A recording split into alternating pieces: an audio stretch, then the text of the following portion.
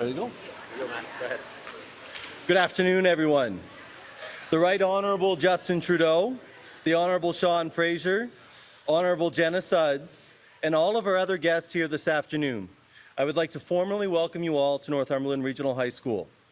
I know it's hot, so I'm going to move through my part quickly. I'm incredibly proud of the work that our staff and students have been doing over the last few years, and so grateful that you have taken the time to visit and recognize them today. As part of our work on student well-being and food security, we have placed a high priority on cultivating student leadership, ownership, and involvement at the school. Because of that, it is only fitting that I ask Jessica Fagan, a grade 12 student here at NRHS, to take over for me and talk briefly about some of the amazing things that she and the rest of our students and staff have been working on. Jessica?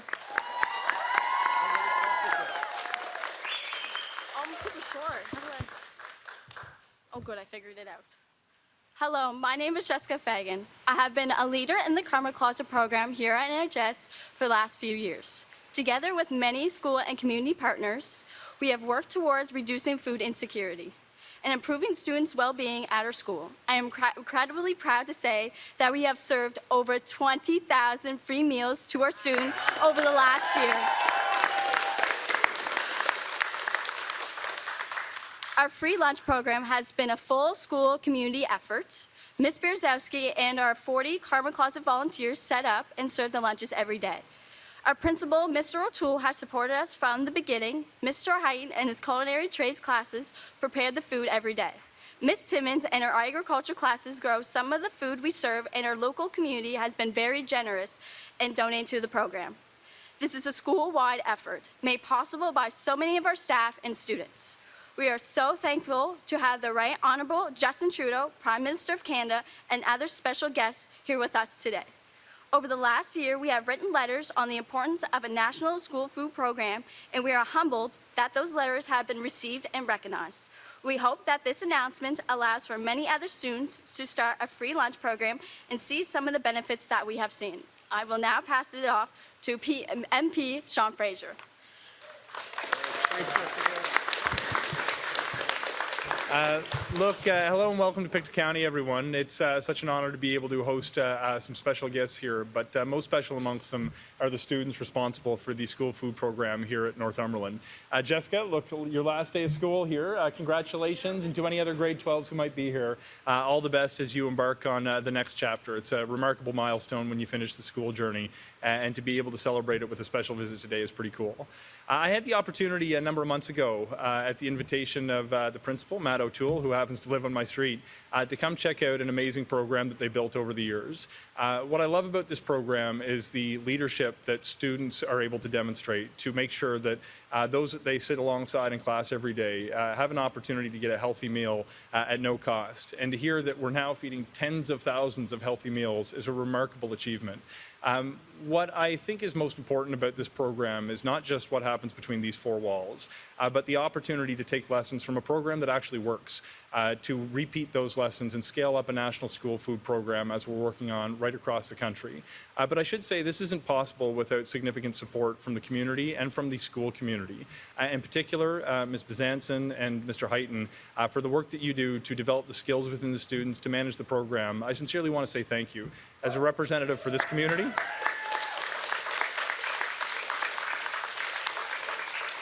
as the local representative for this community, you exemplify what it means to be a good community member who contributes to the well-being not only of your own household, but to that of your neighbor as well. We do have a special guest here, and I've got one more anecdote before I introduce him for you. There's a broader community effort that goes into these kinds of programs. People make donations to those who run the program, and in particular, the program just received a handful of mixers off a decommissioned Coast Guard vessel, which was actually taken apart by people who have good paying jobs in our community just a couple hours from here in Sheet Harbour. To see that we've got a circular economy going, supplying equipment to programs like this, demonstrates what can happen when communities come together and everybody buys into an important program like this. With that, I'm going to yield the microphone to my friend and colleague, the Right Honourable Justin Trudeau, who continues to show up for our community and continues to take lessons from what we do on the ground here back to Ottawa to develop programs. So, Prime Minister, welcome once again to my hometown.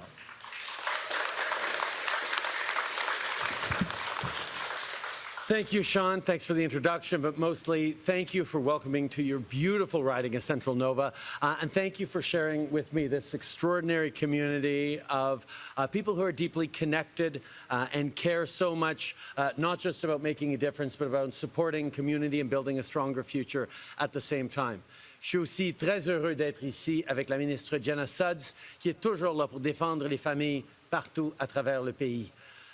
I want to start by giving a huge thank you to all the students and to specifically Northumberland Regional High School Principal Matt O'Toole for inviting us here today to your school to completely disrupt this day in every possible way, but to really get to see just what an impact not just the staff and leadership of the school, but students are having in not just helping each other out, but creating an amazing sense of community, and the kind of optimism and engagement that will carry you through your entire lives, whatever it is that you do, including Jessica when she takes over my job one day. I've just asked her to give me a few more years because I've still got lots to do. I also obviously want to give a huge shout out to Paul and Karen for their work as educators and administrators of the school food program, along with students like Jessica, who's a grade 12 student who worked tirelessly writing grant applications and putting in the work to get Northumberland Regional's free lunch program off the ground. It really has been an example of what student leadership looks like. We all know teachers work incredibly hard to make sure you have the best learning experiences possible. And when students step up to start running programs and engaging in things significantly, it creates even more opportunities for teachers to teach, to engage, to empower, and to show how to have the maximum impact out in the real world. Our government, when we first got elected, we pledged to do politics differently. We rejected the idea of right-wing trickle-down economics. On s'est engagé à réparer les dommages causés par les coupures du gouvernement précédent en investissant dans des programmes sociaux essentiels, et on a promis de faire du Canada un endroit toujours plus équitable et plus prospère. And that work on making sure that everyone has a real and fair chance, that we're creating opportunities for everyone to prosper by reinvesting in the social programs that had been cut previously, we've seen that we've been able to make important progress. We introduced the Canada Child Benefit that'll be actually increasing next month by about $350 for the most low-income families across the country. We introduced $10 a day childcare. We're bringing forward measures that are providing families here in Nova Scotia about $13,000 in savings per child every single year through the reductions in the federal investments in childcare. But we know that these are really difficult times. Even with inflation coming down, even with interest rates starting to come down, and there's positive signs, the prices for everything are just too high. We know how families are squeezed, which is why we've been acting not just with slogans designed to make people even madder about the situation, but bringing forward real solutions. Just last April, we brought forward a budget that's focused on delivering fairness for every generation. That's a big claim. So what does that involve? It involves bringing in things like free insulin and diabetes medication and free contraceptive medication and devices. On met également en œuvre le régime canadien de soins dentaires, qui a déjà permis à plus de 200 000 aînés d'aller chez le dentiste au cours des 6 dernières semaines. The Canada Dental Program has made a huge impact on seniors right across the country, and there is so much more to do. As of next week, the Canada Dental Program will be opened up to kids under 18 and Canadians of all ages living with disabilities. On va étendre le programme de soins dentaires aux jeunes et aux personnes en situation de handicap. Ça fait partie de tout ce qu'on est en train de faire, but that's not all. In Budget 2024, we announced a national school food program, a program that'll feed up to 400,000 kids more every year and save the average two-child family about $800 a year in grocery bills. And while the Conservatives have worked hard to hold up this program in Parliament, we're going to keep pushing ahead to deliver for families seeking relief from those high grocery prices. So today, we're announcing our National School Food Policy, which outlines our vision, principles, and objectives for implementing the National School Food Program. This policy lays the groundwork for strong collaboration with provinces, territories, and Indigenous communities, including with the Government of Nova Scotia that has shown an ambition and a desire to move forward even quicker to implement an even bigger school food program across the province. Le Programme national d'alimentation scolaire va permettre aux élèves de mieux se concentrer à l'école pour avoir toutes les chances de réussir. Our National School Food Program will make a real difference in the lives of Canadians, including right here at Northumberland Regional High School, whose students made their voices heard as we were developing this program.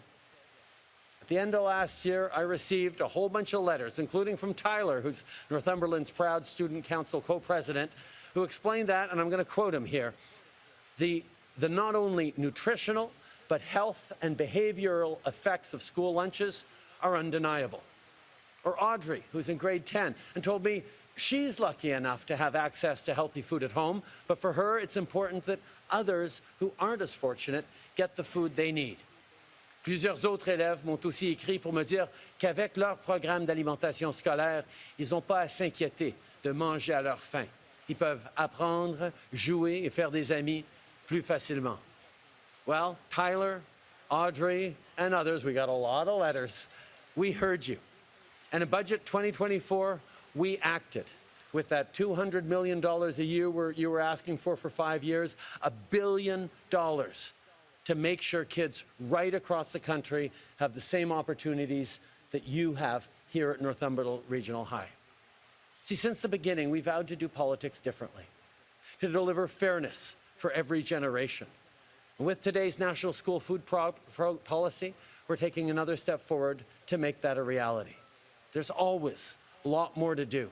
We know people are facing all sorts of pressures, from housing to health supports, to concerns about what kind of jobs and futures there are for yourselves and your communities. Well, these are the things that the government is investing in to make sure that every generation has that opportunity to succeed and to thrive and to create a stronger Canada every single day. So thank you all for everything you do, not just to help out your fellow students, but to develop the leadership skills that all of us are going to be counting on in coming decades and generations. Merci beaucoup d'être ici ce soir, cet après-midi, et j'ai bien hâte maintenant de passer la parole à Jenna Sudds. Jenna, up to you now. Thank you.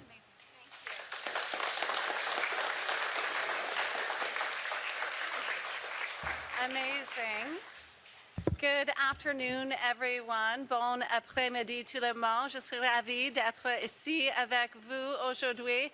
What an exciting end to the school year. It is amazing to be here and to have some time with the students and educators who have shared the incredible work that they have done here in their school to ensure that their fellow classmates have access to healthy food while at school. Incredible work and really inspiring to see today. We know undoubtedly that children deserve the best possible start at life. We all want the best for our children, and setting them up for success so they can grow, they can learn and reach their full potential is a priority for myself and our government. We know that currently 1 in 4 children in Canada do not get enough quality food in a day. And too many parents are struggling to send a full lunch to school for their children. Comme ministre des Familles, des Enfants et du Développement social, les éducatrices et les élèves, comme les élèves ici aujourd'hui, m'ont dit qu'un programme national d'alimentation scolaire est essential. Studies have shown that kids learn better on a full stomach. I had the opportunity this morning as well to speak with some incredible organizations across the country, including Nourish Nova Scotia. I know Amy and Lindsay are here today, the provincial delivery partner. I was able to speak with Mark Brand last night, a chef turned a social entrepreneur, who have shared their enthusiasm for moving forward today with the National School Food Policy. As the Prime Minister has shared, Budget 2024 has put forward a $1 billion commitment to build a national school food program. Part of that commitment, today we are moving forward with the National School Food Policy. That policy is our vision as a government that all children and youth across this country have access to nutritious food at school, without barriers, without stigma, and with food that is grown close to home. The goal is to expand and to enhance existing programs across the country so that more children can benefit from these programs. But to be clear, we do expect the provinces and territorial governments to maintain their current funding and to maintain the existing programs as we make additional investments to expand these programs and expand the reach to more communities and to more children. And we're doing this because we believe in generational fairness and we believe in doing what's right for our children. So you're probably asking yourself, how do we pay for this?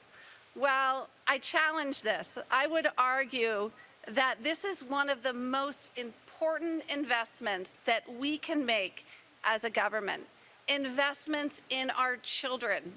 These are investments in the future, and as a government, I am proud that we are making these investments in our kids because we believe in the future of this country.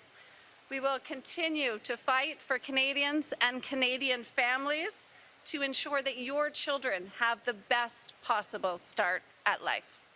Thank you very much. Merci beaucoup. And I'll pass back to the Prime Minister. We will now start with the question and answer period. Nous allons maintenant commencer avec la période des questions. First question goes to Keith Doucette from the Canadian Press. Good afternoon, Prime Minister. Do you think the fact that the Pathways Alliance has removed its online content indicates they wouldn't have been in compliance with Bill C-59's greenwashing provisions? Listen, I think one of the things that's really important is that in our democracy, people build their positions and their decisions around facts. Now, freedom of expression, freedom of people to share their points of view is extraordinarily important. It's one of the foundations of a free and open democracy. But we need to make sure that people are debating and discussing and basing their worldview on things that are anchored in truth and reality. Now, how we debate and discuss how to build a stronger future, how to protect the environment for future generations, how we continue to grow a stronger economy that includes success for everyone and every generation, is what politics is all about.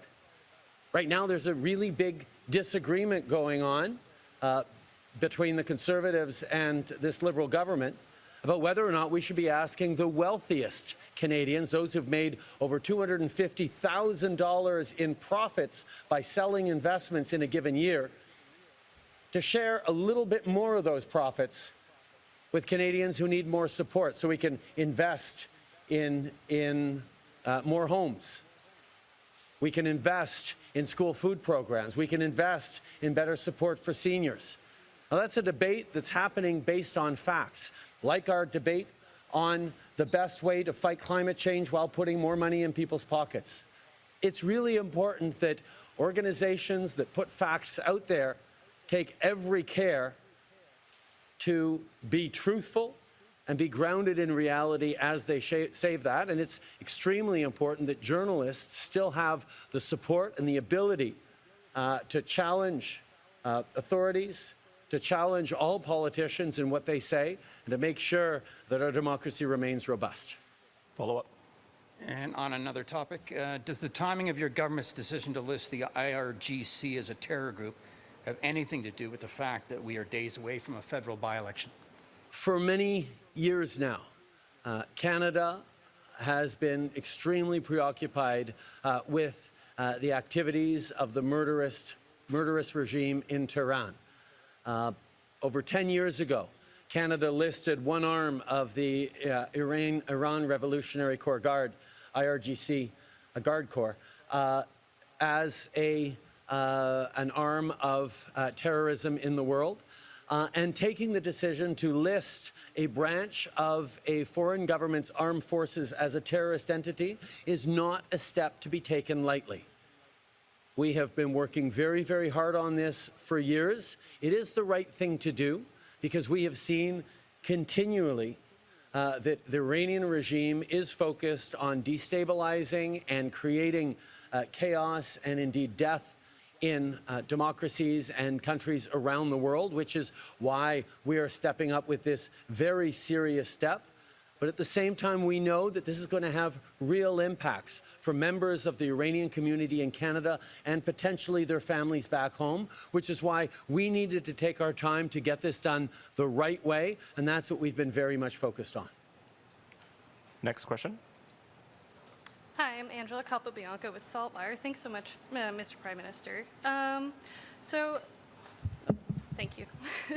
So how will this program that you've announced today work with what the province is currently looking to put forward? The federal government isn't looking to create more programs for direct delivery of this. There are so many great organizations in schools and indeed in communities like this one right across the country who are already stepping up in many, many different places to do that. Many of them, like here in Nova Scotia, with great support from the Nova Scotia government.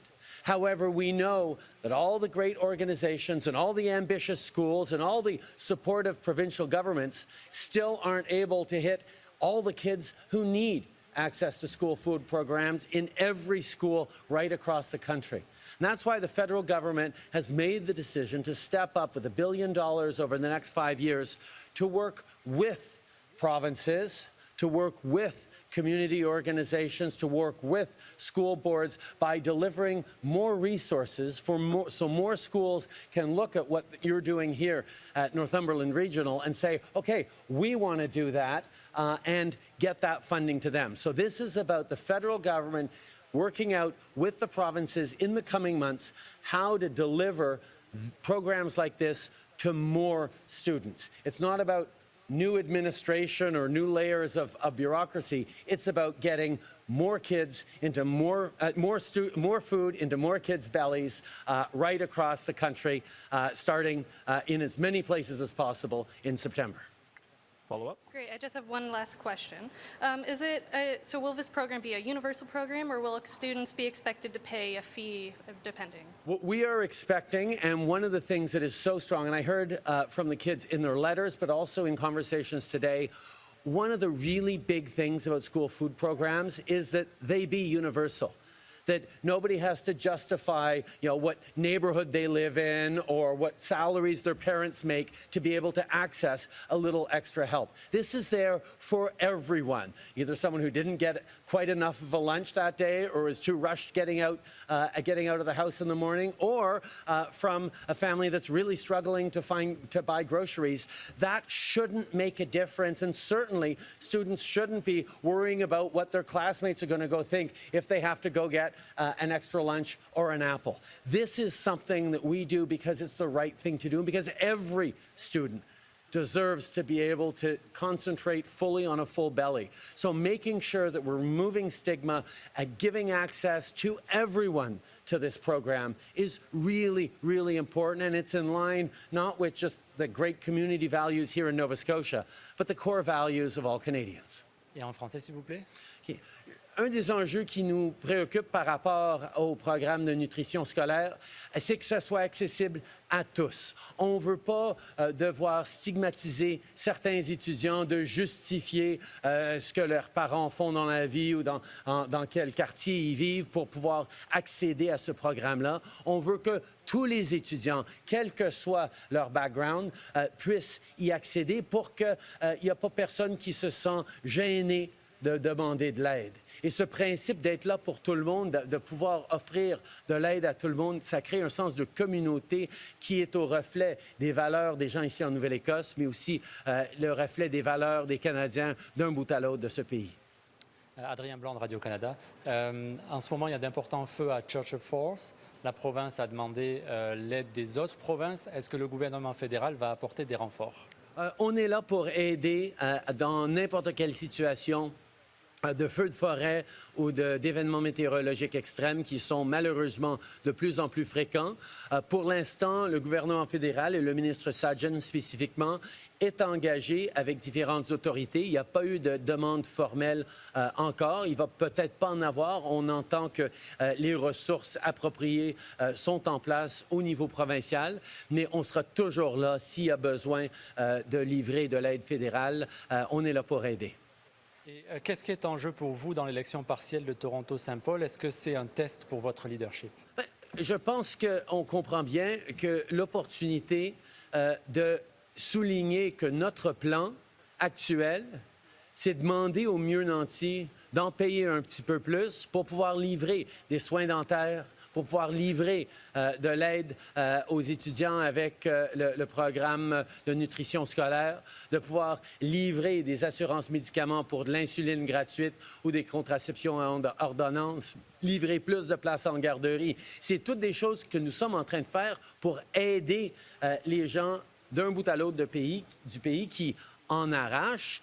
Et le contraste est très clair parce que non seulement Pierre Poilievre et les conservateurs ne veulent pas demander aux mieux nantis d'en faire un peu plus, sont toujours rangés du côté des plus fortunés dans ce pays, mais ils ont voté contre le programme de soins dentaires, voté contre le programme de nutrition scolaire, le programme de garderie et de petite enfance et l'assurance médicaments, pour en nommer quelques-unes. Il y a un vrai choix que les gens vont faire dans Saint-Paul qui va être le reflet du choix que les gens auront à faire l'année prochaine dans les élections. Quel genre de pays dans lequel on veut vivre? Un pays ambitieux, généreux, qui s'occupe des plus vulnérables de façon responsable et compassionnée? Ou est-ce qu'on est un pays où on laisse les gens pour compte, particulièrement dans des moments difficiles? Je sais que le choix va être clair pour bien des gens et à Saint-Paul et à travers le pays. Prime Minister Jean Laroche from CBC. I'm wondering, and this has just happened, and his son, Kiefer Sutherland, has just tweeted that his father has died. I wondered if you had some thoughts. I know that you knew Mr. Sutherland. I had the opportunity when I was much younger to meet Donald Sutherland, and even as a young man who hadn't had a full exposure to the depth of brilliance of Donald Sutherland, I was deeply, deeply starstruck. He was a man with a strong presence, a brilliance in his craft. And truly a great Canadian artist, and he will be deeply missed. My thoughts go out to Kiefer and the entire Sutherland family, as well as all Canadians who are no doubt saddened to learn, as I am right now. I didn't know. Thank you for telling me. En français, s'il vous plaît.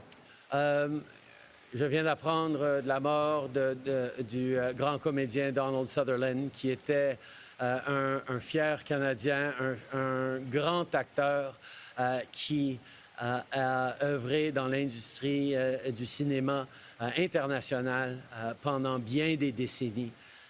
C'est un moment très triste. Je pense à Kiefer et à toute la famille Sutherland, mais je pense aussi à la communauté des artistes à travers le pays qui en ont perdu un autre grand aujourd'hui.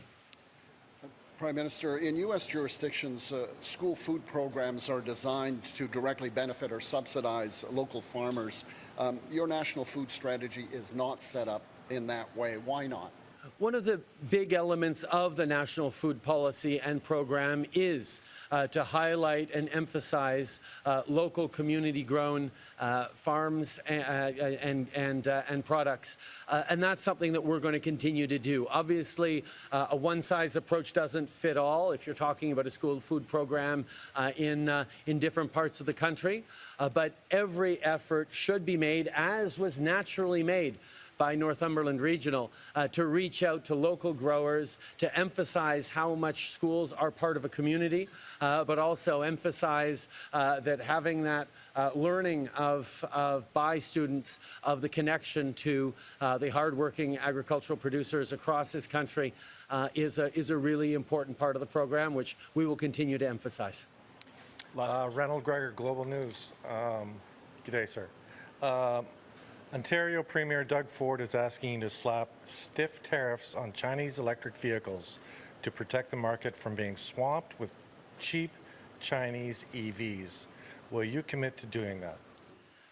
Doug Ford and I, the Ontario government and the Government of Canada, have worked closely together over the past years to build one of the strongest electric vehicle manufacturing ecosystems in the world here in Canada. And you don't just have to take our word for it. Bloomberg recently ranked Canada #1 in the developing EV battery supply chain in the world, ahead even of China. So the choices and the decisions we've made as governments to invest deliberately in an industry that's not just going to create great jobs for people across the country in the coming years, from mines to manufacturing to retail and upkeep and recycling, but also benefit the progress towards a cleaner, greener economy and greener world, remains extremely important. We're watching closely what the Americans and other allies have done. I had significant conversations about this last week when I joined together with other G7 leaders in Italy to talk about global economic issues. And I can assure you, we will continue to be there to protect Canadian workers and Canadian industry, and we will look very carefully at what steps need to be taken to ensure that the Canadian auto industry and indeed Canadian consumers are well supported for years to come.